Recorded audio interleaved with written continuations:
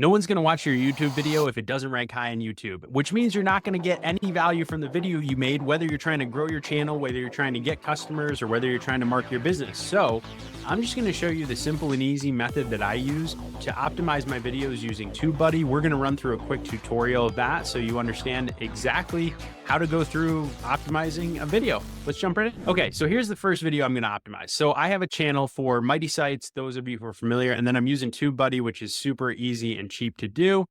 So I can go right in here and use the TubeBuddy tools to generate ideas for titles, things like that. And then what I usually like to do is use the headline analyzer tool to come up. So this is just like how to market a handmade jewelry business at farmers markets.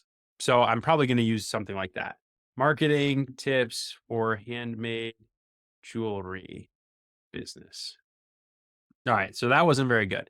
So how to market a handmade jewelry business at farmers markets. See how that works. That's better. 72. Let's go with that. So that's pretty much what the video is about. Again, it's content marketing, so it's trying to be helpful. So I'm just going to paste that in and save. The next thing I'm going to do is now I'm going to go over here to TubeBuddy's Keyword Explorer. And then I'm just going to say market, jewelry, business, farmers, market. Let's try that. That actually comes up. So 36, that isn't bad. Unweighted, it's 56. You might want to play around to get something better, but just for the purposes of this is going to just tell you how worthy that keyword is to try and go for, because it's going to be based on search volume, competition, and optimization strength. Then you just go over here and click on optimize in studio. So I've got that there. So I'm just going to say market jewelry business at farmers market.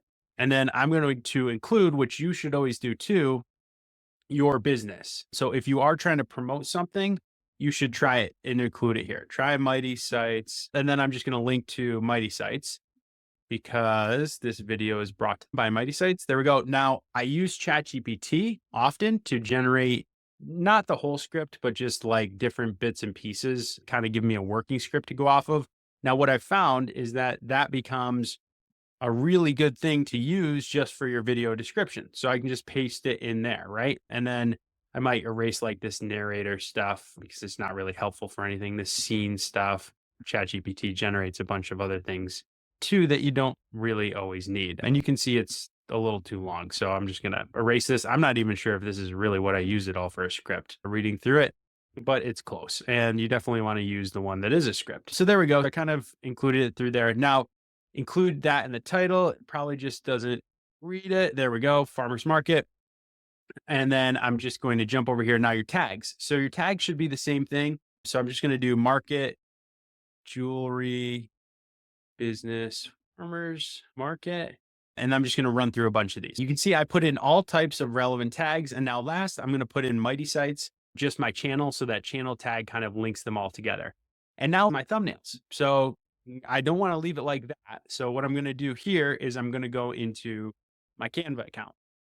And then I'm going to click on probably a design that I've used in the past. I'll make a copy of this first, and then I'm going to jump over here and just work from a copy. Don't want that, but I'm probably going to say, get more customers at farmers markets, right? So my title already says who I'm appealing to. So I don't feel the need to kind of go through and say that all again, because I've already said like it's about handmade jewelry businesses. So now I'm just going to kind of make it a little simpler here.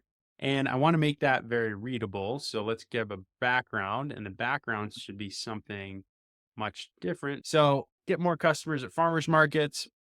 That's not bad. You don't want to do too much on the thumbnail, but again, you want a thumbnail that's going to be catchy and people are going to want to click on.